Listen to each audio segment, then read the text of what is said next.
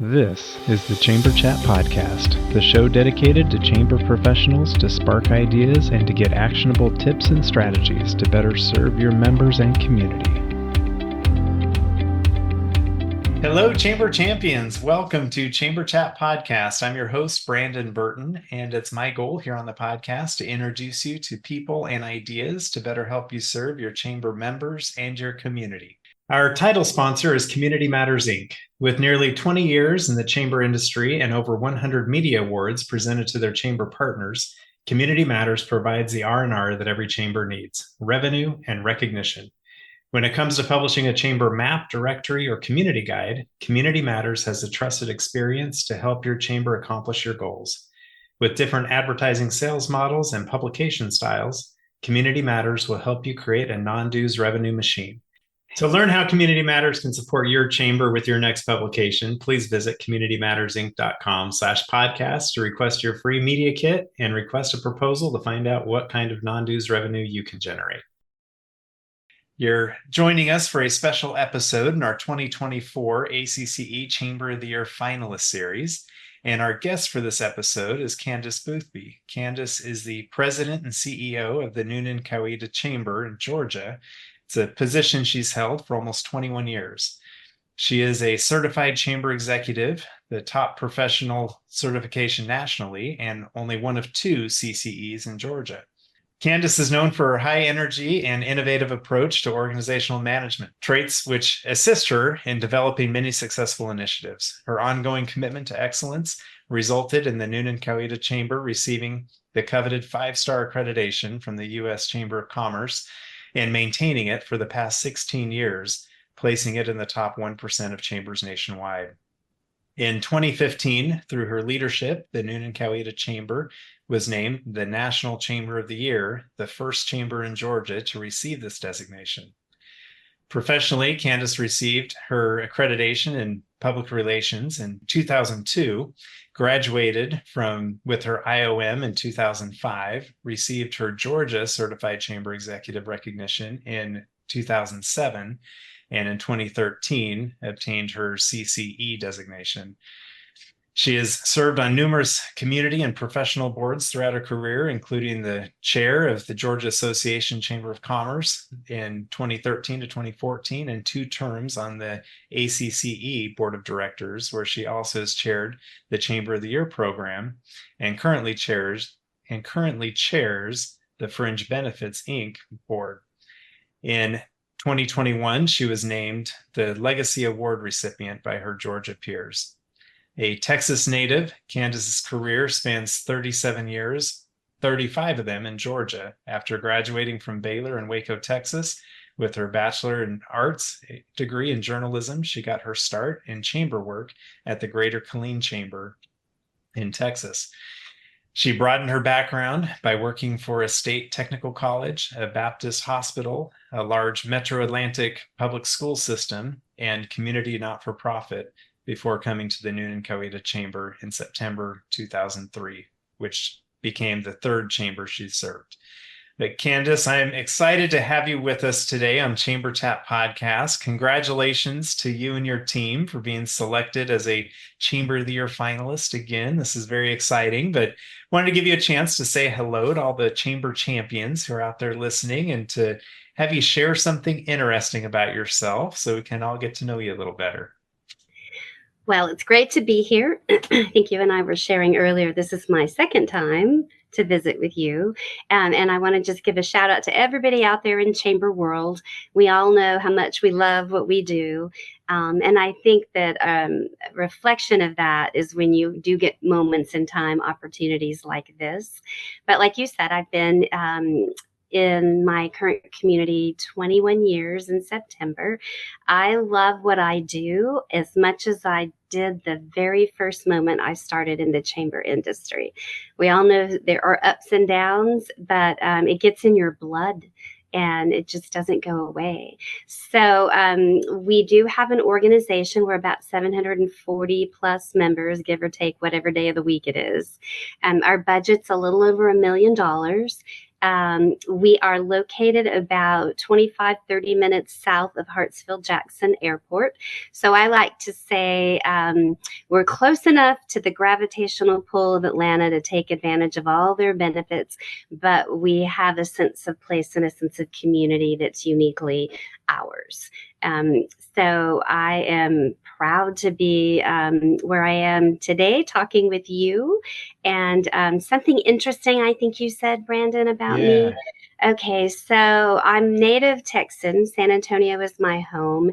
I have family in Waco and Nacogdoches and a variety of places. I'm the only family member to have left. So one day I just happened to be I went down a rabbit hole following a chamber member who was on a genealogy trip. And I thought, well, why don't I just click on my great-grandmother, whose name was Grace Dalton Spearman. And I knew that she had connections to Georgia, and she married a man from Louisiana, and they settled in East Texas. Pittsburgh, if anybody knows where that is. And so I did. I Googled her. And I recognized my grandmother and all her brothers and sisters on that page. It was very detailed. It was clearly my family. So I thought, well, let me click on her mother. And I did. And I discovered that my great-great-grandmother was born right here in 1845 in Coweta County. Which, what are the odds, right? So then I clicked on her parents, and I discovered that her father is buried in our historical cemetery across the street from the chamber.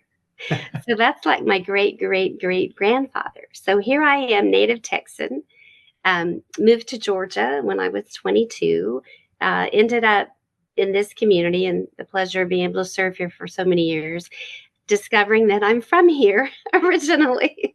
So it's kind of like one of those moments. I got all excited because I'm like, well, how many generations is that? And, you know, you have a lot of communities, depending on where they are in their life cycle, that might have a lot of history. And you have to be born here, or your grandfather has to be born here, you know, for you to be actually considered from that community, right? Yeah. And so when I did my math, I called up one of my board members who I knew was one of the older families in town. I think he was eight and a half generations, something like that. And I used 20 generations as my litmus. So I did my math. I called him up and I said, hey, Garnet, how many generations are you? And he told me, and I said, well, I told him my story. And I said, well, guess what? I win. I'm like 9.2. So then I told my board chair at the time, and he said, oh, you're a homing pigeon. So I kind of feel like that's why I've always felt an affinity for Newnan and Coweta County. It's been my blood, and no joking. Quite literally, yeah. And I'm assuming the chamber office, as long as you're there, can never move because that gravitational pull to that historical cemetery across the street. Thank you. Yes, there's a lot of gravitational pulls going on. That's right. That's right. No, that's awesome. You guys, sounds like great chamber, obviously being selected as a Chamber of the Year finalist again after winning back in 2015.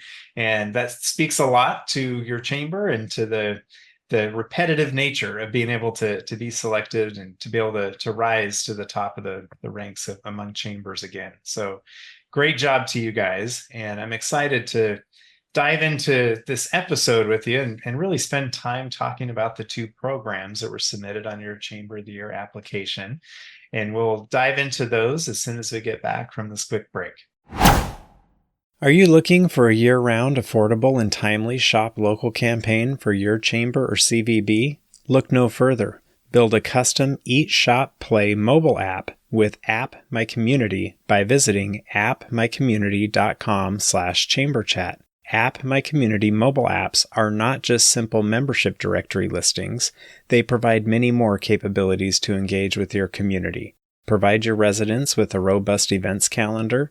Partner with a local fair, festival, or farmers market to provide a schedule, map, and other resources to promote the event. Run a Small Business Saturday campaign any time of the year using built-in scavenger hunts. Allow your membership to communicate directly to their customers via push notifications. Your App My Community mobile app will be a unique member benefit, allow you to generate non-dues revenue with sponsorship opportunities, and best of all, provide a valuable resource to your community.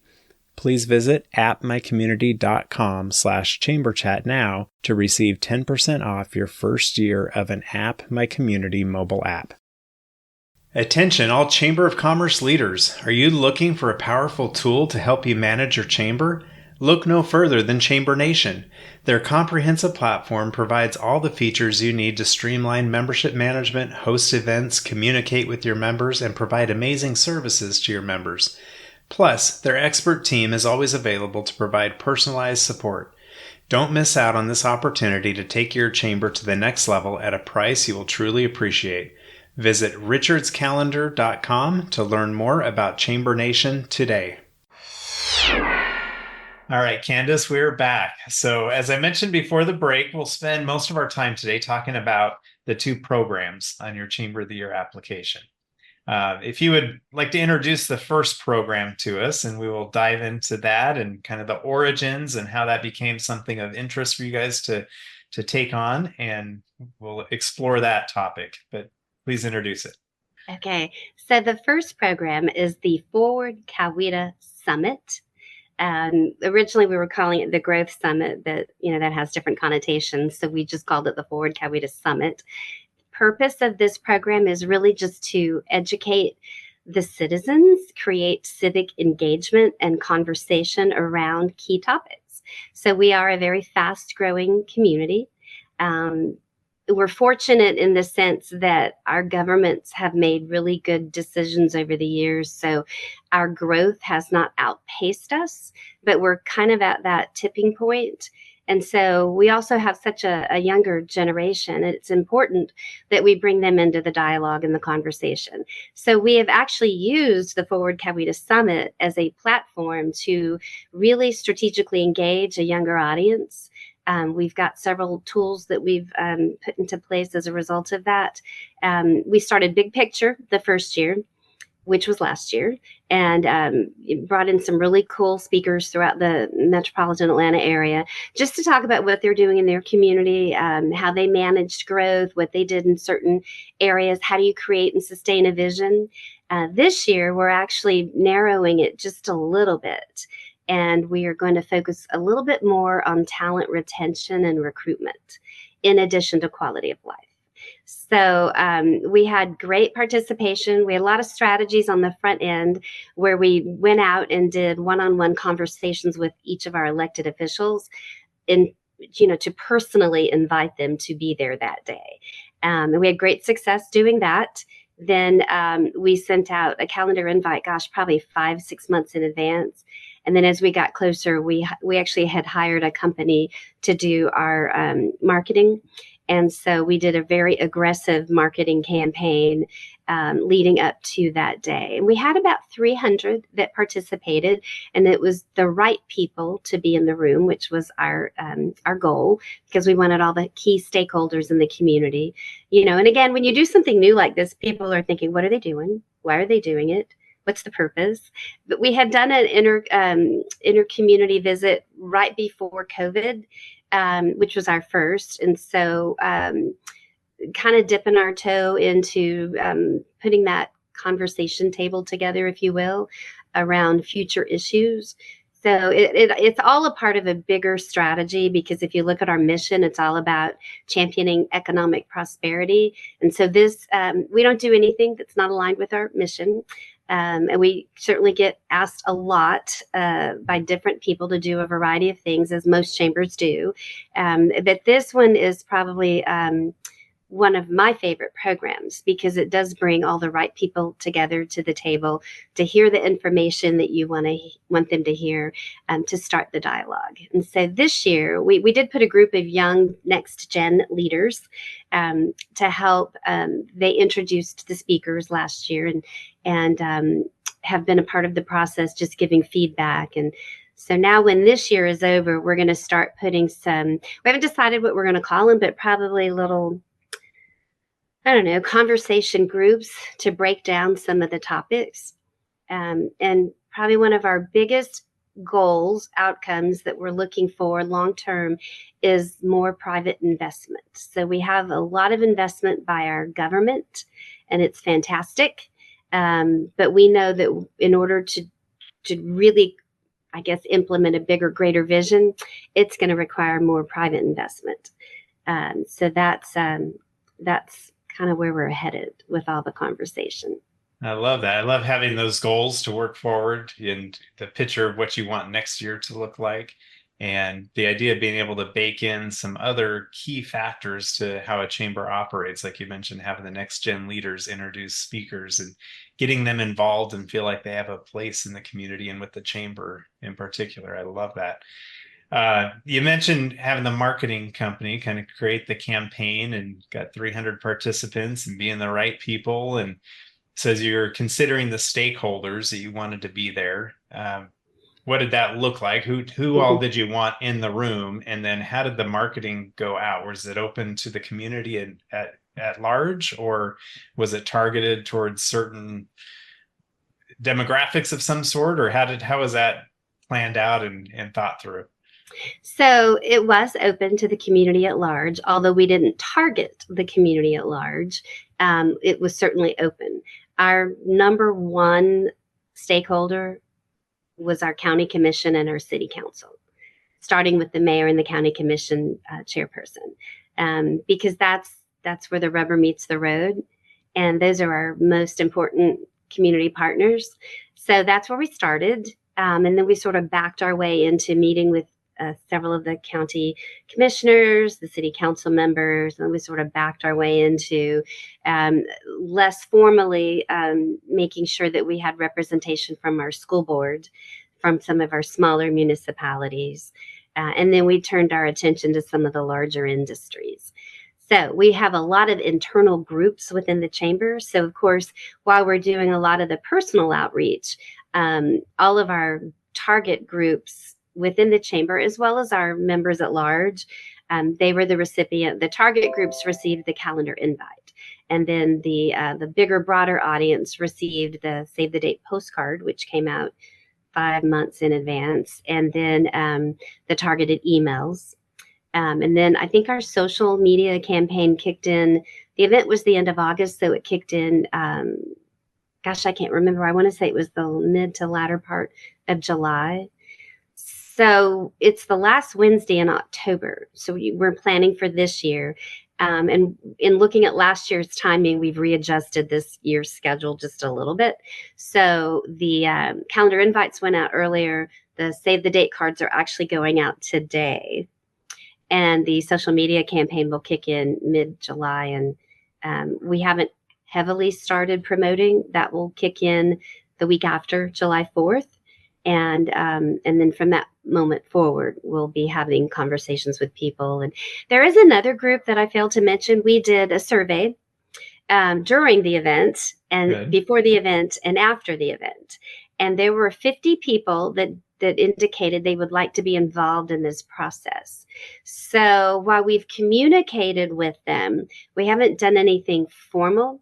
So when this time frame rolls around, 2 to 3 weeks prior to that, we're going to connect with that group and give them an assignment during the conference or during the summit to listen for certain things, so that afterwards we can get them together and do a larger debriefing than what we did last year with just our smaller next gen group.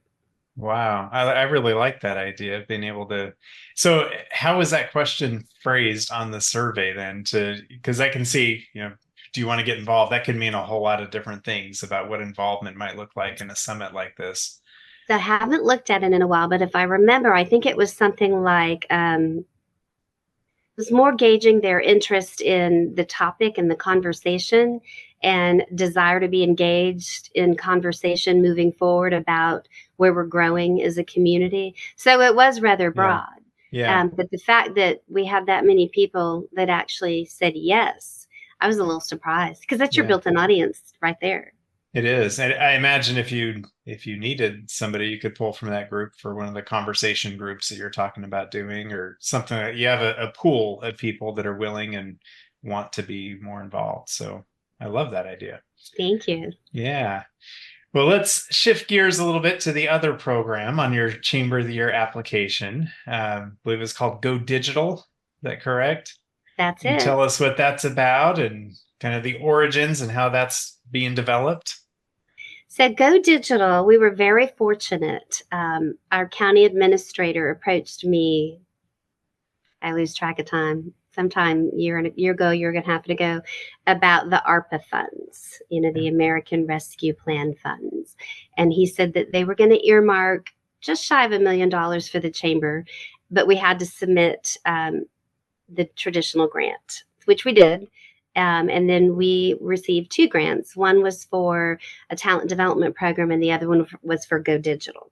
And I think we had about 400,000 applied to the Go Digital program. So I love this program because what it's done, we were able to identify during COVID. There were a lot of our small businesses, because they did not have an online e-commerce presence, they were not able to really be as successful as they could have been otherwise.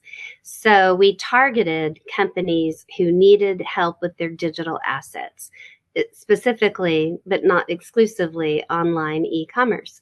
So we have a fantastic volunteer. He used to be our board chair. He's a retired senior VP over finance for Yamaha, and just does a lot of great stuff with us. So he has been the project leader since the beginning.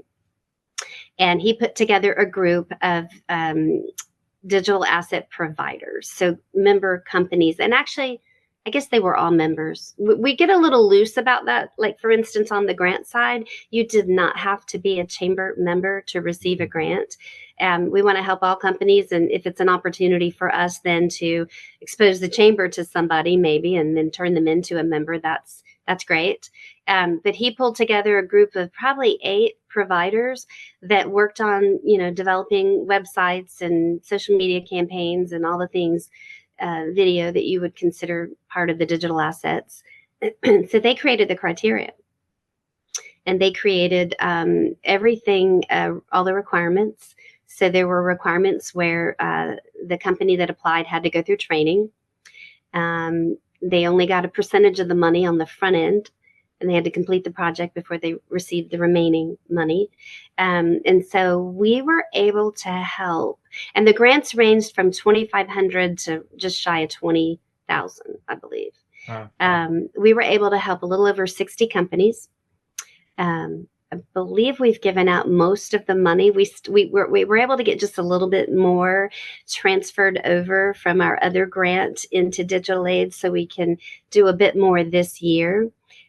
One of our providers, I thought, did something quite clever. So we do a total resource campaign in the fall. One of our products is called, and other chambers do this as well, Try It Tuesday and Where Are We Wednesday, where you go out and you film them. And you film them with trying something or show us what you're doing, depending on which day you purchased. And then we put those videos out on social media. We have a page on our chamber website. We promote them to our members. So one of these providers used some of her grant money for her clients to purchase them these videos, which helped us out. I didn't know she was doing it until much later, and I thought, this is brilliant.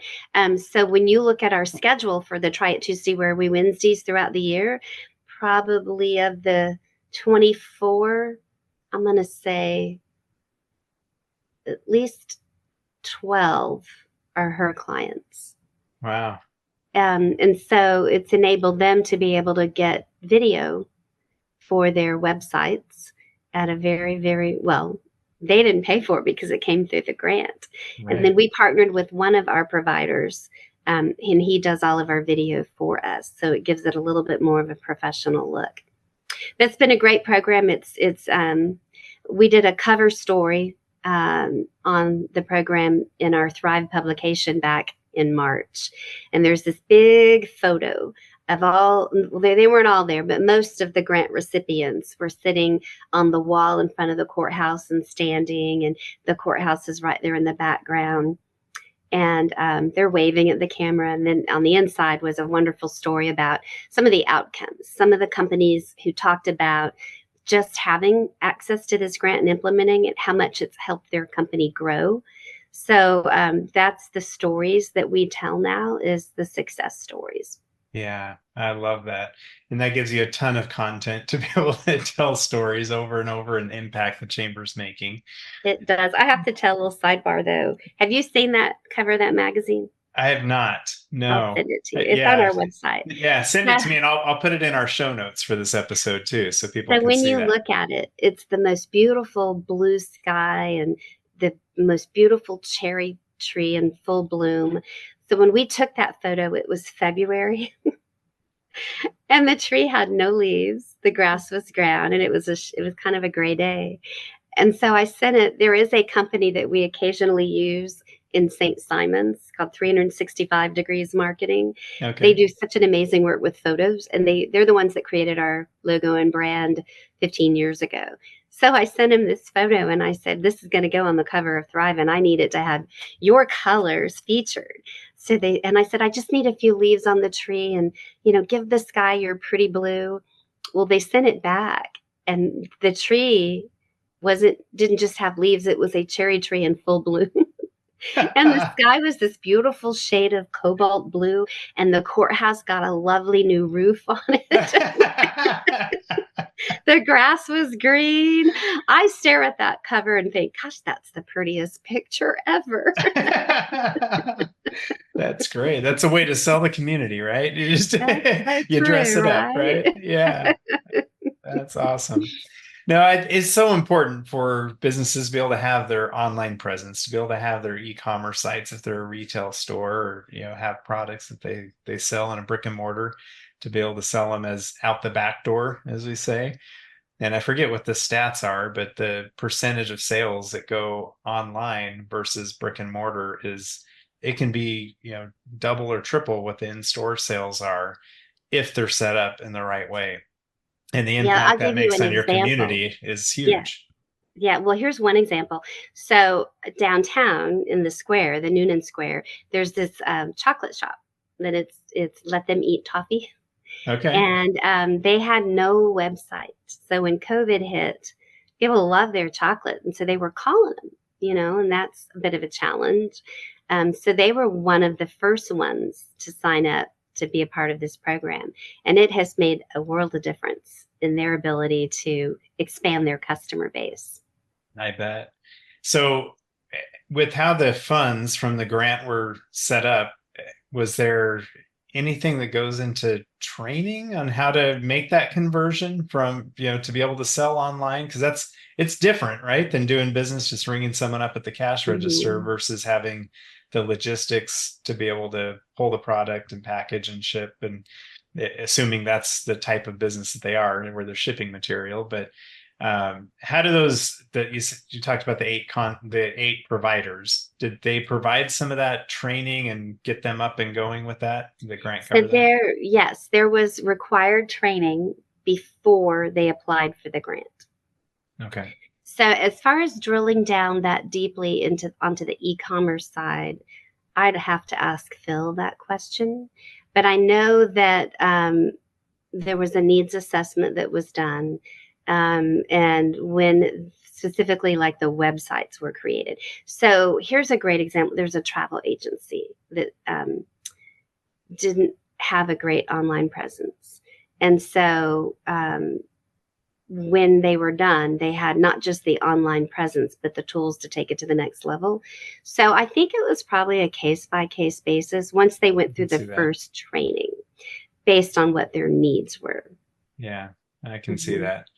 But such a great idea to be able to kind of tag some of those ARPA funds for this type of work, to be able to get businesses online. And like I said before, it makes such a huge impact into the community. And for those businesses that they have families and they're earning a living and all these things, just helps perpetuate that throughout your community. But I will tell you this, I think one of the things, at least for me and other people that I talk to, that they've enjoyed most about it is for the ones that now have the video that was filmed as a part of either Try It Tuesday or Where Are We Wednesday, that has been eye-opening for me, because it's allowed me to be able to go form a different kind of relationship with some of these companies. So there's a lady that has goats, and she makes goat's milk, and she's got a beautiful storefront in downtown Sonoy. So, being able to go visit and see her product. And when I interviewed her, I got to hold a 9-day-old goat by the name of Daphne, which was kind of cool. But I would never have known about like the dent guy or the junk sweepers. Right. But then to actually be able to sit down with them and drill down, it's given us another outlet to get to know our members, just a little bit better in a different way. Yeah. And I think we could go down a whole rabbit hole of the Try It Tuesdays, Wear It Wednesdays, and I'm sure. And I'm sorry we don't have more time, because I know the people listening are like, tell us more about that. Tell us more. But as we start to wrap things up, I do like to ask, especially with you guys being a Chamber of the Year finalist again, you guys are doing something right. So for the chambers out there who want to take their chamber up to the next level, what kind of tip or action item might you share with them in trying to accomplish that goal? So I'm going to have to go back to my roots. So I'm a big believer in systems and processes. And I think back to, I don't know, when I first came in 2003, and we discussed accreditation. And the board wasn't convinced they really wanted to do it. So what we decided we would do is we would look at those categories, and we would spend our time identifying gaps and then closing the gaps. So we did that for about 6 years, until finally we decided, gosh, if we're going to put this much work into it, and you also have programs, if you don't do them within 2 years, you really shouldn't use them. We had some great programs. We need to go ahead and just put this together. And if we're going to do it, then we need to make sure that we have everything in place to create a 5-star, because you want the 5 stars, right? So we did that. And so everything that we shored up, and the gaps that we closed, and the work that we did laid a really strong foundation. So my advice, and I think had we not had that foundation, it would not have positioned us then to have the data and the numbers and the programs in place that allowed us then to not just qualify through the numbers, but then to actually, be able to submit the application and be then chosen as a finalist. We also have been blessed with a lot of great, not just board chairs, but board members. So I remember when we interviewed back in 2015, I took one of my former board chairs with me to do the interview. And he was as knowledgeable about the organization, almost as knowledgeable as I was, and had been integrally involved in a lot of our initiatives. That speaks highly when you have volunteers who are that immersed in the culture and the organization, that they understand it at the same level. Mm-hmm. So I guess my advice would be, if you have the systems and the processes and the foundation and the infrastructure, it will sustain you. And you can have a year where maybe your results aren't what you typically would have, or you have a rogue board member, or you have a toxic staff member, or whatever it may be. All those things will happen throughout a career of many years, but that infrastructure and that stability that you've built, and those systems that have seen you through, that is what will create the sustainability and allow you to grow to the next level. So I can actually track back to 2007, when I changed our work environment to be a little more entrepreneurial and less restrictive, more encouraging of working outside in the outside of the office, if you can be more productive, and then our systems and processes. And that's when we started seeing the results. And then from there, like you read with the bio, we've been able to achieve the 5 stars since that first application in 2013, and then be able to qualify and compete, and then win back in 2015, and then be a finalist this year. So that's my advice. It's not sexy, but it is foundational, and it's systems and processes, and just keep your eye on the ball, and alignment would be my other piece of advice. And then use your data to drive your decisions. All of that, you wrap it up in a pretty little ball and put a bow on it. Yeah.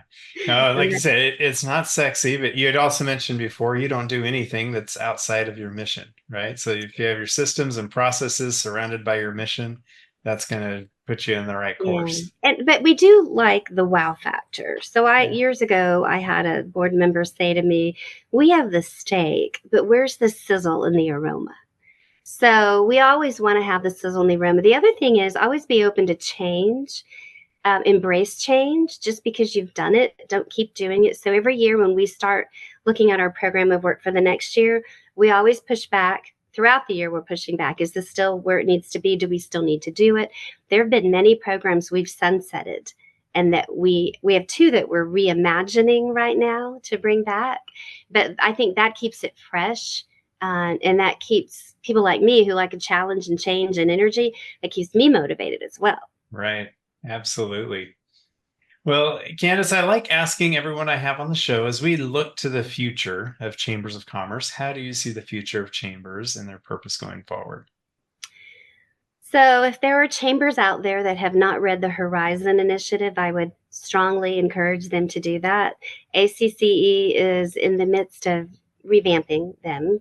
But I think all 9 of those initiatives are important.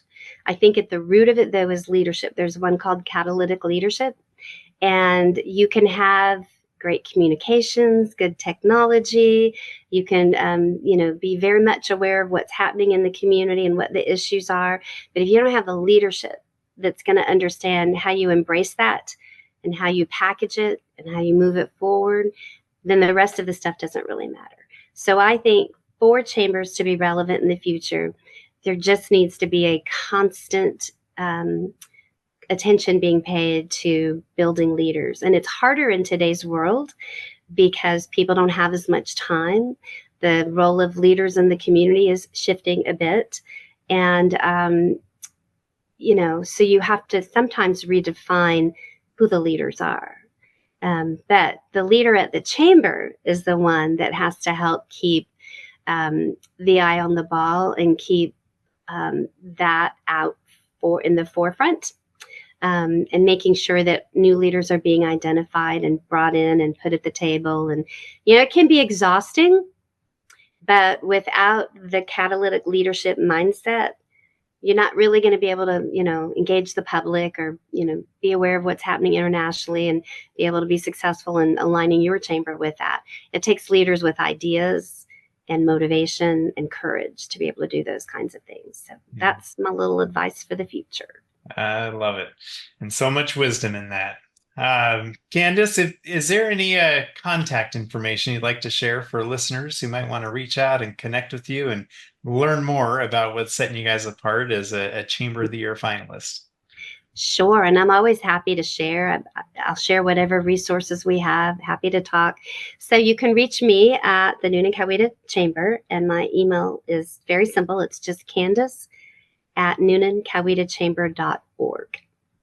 That's perfect. We will get that in our show notes for this episode, as well as a picture of the cover of your beautiful magazine in Downtown Square and Courthouse for everybody to pull up and check out. But Candace, this has been great having you back on Chamber Chat Podcast. I wish you and your team best of luck in Dallas as Chamber of the Year. Thank you. It's always a delight to see you. And I guess we'll see you there, right? Absolutely. Okay. Well, thanks very much for having me. I appreciate it. If you are a chamber professional, please subscribe to Chamber Chat Podcast in Apple Podcasts, Google Podcasts, or Spotify. When you subscribe to Chamber Chat Podcast, new episodes will show up in your podcast app each week as they are released. If you're finding value in this podcast, please leave us a rating and a review in iTunes. But most importantly, please share Chamber Chat Podcast with your colleagues that are in the industry.